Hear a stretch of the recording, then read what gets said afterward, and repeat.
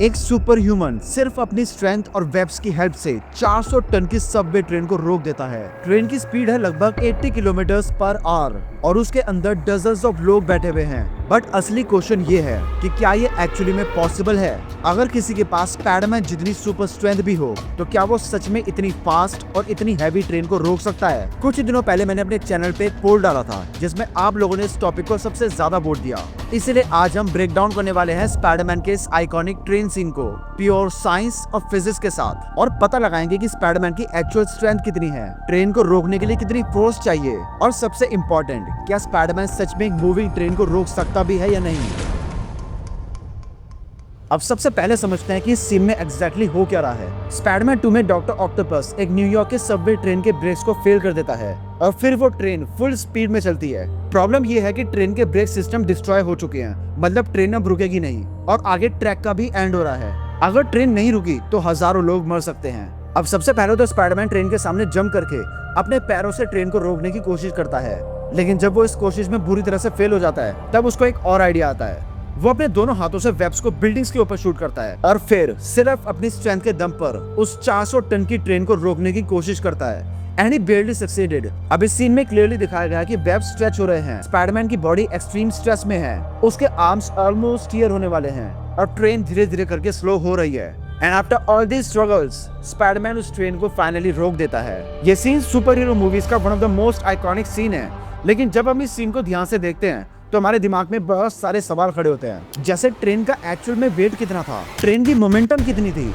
Webs कितनी strong होनी चाहिए थी, स्पाइडरमैन के आर्म्स पर कितना फोर्स लगा होगा, और सबसे इम्पोर्टेंट, क्या कोई सुपर ह्यूमन इस सिचुएशन को सर्वाइव कर भी सकता है या नहीं। स्पाइडरमैन सिर्फ एक स्ट्रीट लेवल सुपर हीरो नहीं है। मार्वल कॉमिक्स के अकॉर्डिंग उसकी फिजिकल स्ट्रेंथ एक नॉर्मल ह्यूमन से हंड्रेड्स ऑफ टाइम ज्यादा है। ऑफिशियल मार्वल गाइड्स के अकॉर्डिंग स्पाइडरमैन की लिफ्टिंग स्ट्रेंथ रफली 10 से 25 टन के बीच एस्टिमेट की गई है और कई कॉमिक मोमेंट्स में उसने 25 टन से भी ज्यादा वेट लिफ्ट किया है। उसकी स्ट्रेंथ सिर्फ मसल से नहीं आती, बल्कि उसकी body bone density, muscle density और टेंडन स्ट्रेंथ में जेनेटिकली इनहेंस्ड है। स्पाइडरमैन के वेब्स कोई नॉर्मल रोप नहीं है। मार्वल लोर के अकॉर्डिंग स्पाइडरमैन की वेब फ्लूइड की टेंसाइल स्ट्रेंथ रफली स्टील के बराबर है या फिर उससे भी ज्यादा हो सकती है। मतलब थ्योरेटिकली उसके वेब्स हंड्रेड्स ऑफ किलोग्राम्स नहीं बल्कि मल्टीपल टन्स का लोड हैंडल कर सकते हैं। बट यहाँ पर एक प्रॉब्लम है, किसी डेड ऑब्जेक्ट को होल्ड करने में और एक मूविंग ऑब्जेक्ट को होल्ड करने में जमीन आसमान का फर्क होता है। सपोज करो आपके पास 50 kg का डंबल है, आप उसे लिफ्ट कर सकते हो, लेकिन अगर वही डंबल आपकी ओर 100 किलोमीटर पर आवर की स्पीड से आ रहा है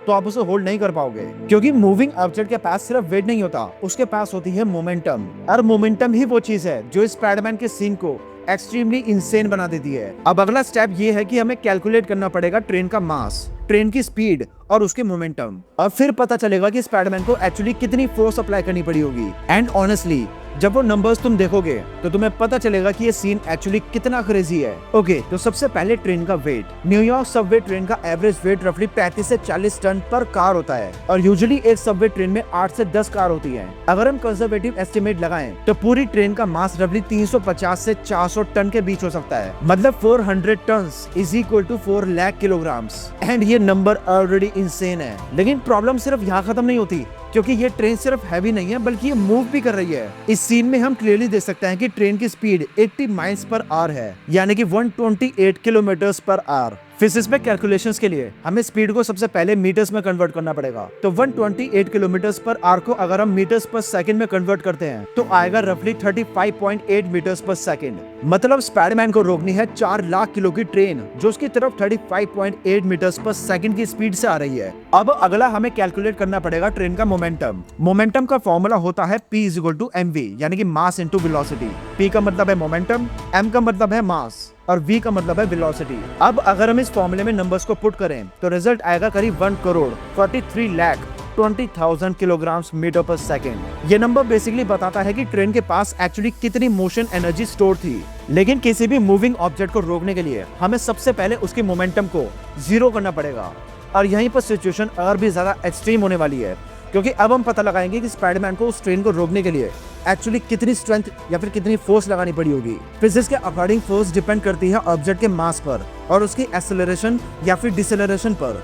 फोर्स का फॉर्मूला बहुत ही सिंपल है, F × ma, यानी कि मास इंटू एक्सेलरेशन, जहाँ पर F है फोर्स, M है मास और A है एक्सेलरेशन। ट्रेन को रोकने का मतलब है कि उसकी स्पीड को 35.8 मीटर पर सेकंड से 0 करना और सीन में हम क्लियरली देख सकते हैं कि ट्रेन 8 से 10 सेकंड के अंदर स्लो हो गई थी। अगर हम एज्यूम करते हैं कि ट्रेन 8 सेकंड में रुकी थी तो डिसेलरेशन होगा करीब 4.48 मीटर पर सेकंड स्क्वायर। अब टोटल फोर्स जानने के लिए नंबर्स को फॉर्मूले में पुट करते हैं। 4 लाख इंटू 4.48, जिसका रिजल्ट आएगा करीब 17,92,000 न्यूटन। मतलब स्पाइडरमैन को रफली 1.8 मिलियन न्यूटन्स की फोर्स जनरेट करनी पड़ी होगी। कंपैरिजन के लिए बताऊं तो एक नॉर्मल इंसान 300 से 400 न्यूटन का फोर्स ही जनरेट कर सकता है। एडी हॉल जैसे स्ट्रॉन्गमैन डेडलिफ्ट में रफली 4 to 500 केजी लिफ्ट करते हैं और उसमें भी फोर्स जनरेट होती है रफली 5000 न्यूटन के अराउंड। मतलब स्पाइडरमैन ने जो ट्रेन को रोकने के लिए फोर्स जनरेट करी वो करीब 350 एडी हॉल के कंबाइंड फोर्स के बराबर थी। और ये सिर्फ स्टार्टिंग एस्टिमेट है, एक्चुअल फोर्स इससे भी ज्यादा हो सकती है क्योंकि इसमें फ्रिक्शन और शॉक फोर्सेस भी लग रही होंगी।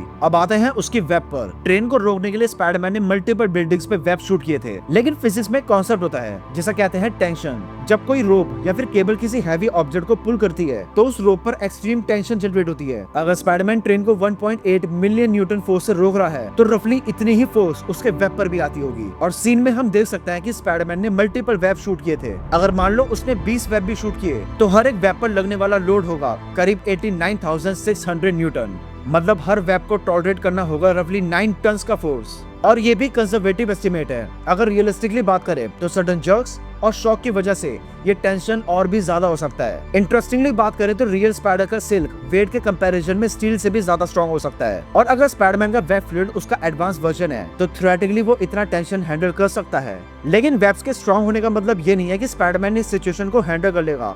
प्रॉब्लम यहाँ पर वेब की नहीं है बल्कि स्पाइडरमैन की बॉडी की है। स्पाइडरमैन ट्रेन के सामने खड़ा है और उसके वेब्स उसके हाथों में टेंशन क्रिएट कर रहे हैं। इसका मतलब ये है कि पूरी स्टॉपिंग फोर्स स्पाइडरमैन के आर्म्स और उसके शोल्डर के थ्रू पास हो रही है। और हम ऑलरेडी फोर्स कैलकुलेट कर चुके हैं जो आई थी करीब 1.79 मिलियन न्यूटन्स।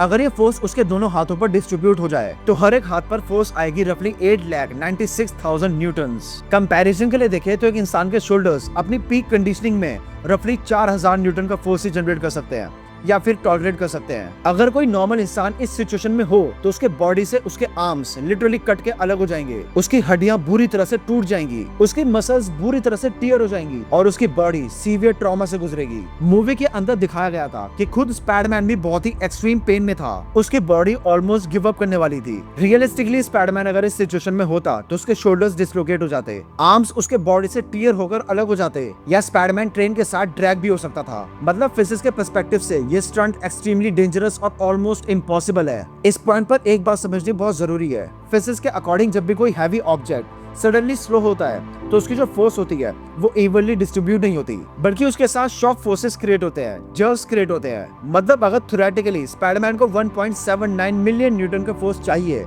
तो रियल सिचुएशन में ये नंबर 3 से 4 मिलियन न्यूटन तक जा सकता है। अब सवाल यह है कि क्या स्पाइडरमैन की बॉडी एक्चुअल में इतने फोर्स को टॉलरेट कर सकती है? ह्यूमन शोल्डर जॉइंट बॉडी का एक रिलेटिवली वीकर पॉइंट है क्योंकि शोल्डर को मोबिलिटी चाहिए होती है, वो स्ट्रेंथ के लिए डिजाइन नहीं है। अगर एक नॉर्मल इंसान के शोल्डर पर 8,96,000 न्यूटन का लोड आ जाए तो सबसे पहले उसके शोल्डर्स इंस्टेंटली डिसलोकेट हो जाएंगे, फिर मसल्स और टेंडन्स बुरी तरह से टीयर हो जाएंगी और अगर फोर्स कंटिन्यू रहा तो उसके हाथ उसकी बॉडी से टीयर होकर अलग हो जाएंगे। इवन अगर स्पाइडरमैन का स्केलेटन और उसकी मसल्स नॉर्मल ह्यूमन से हंड्रेड्स ऑफ टाइम्स स्ट्रॉन्गर है तब भी ये लोड सर्वाइव करना एक्सट्रीमली डिफिकल्ट है।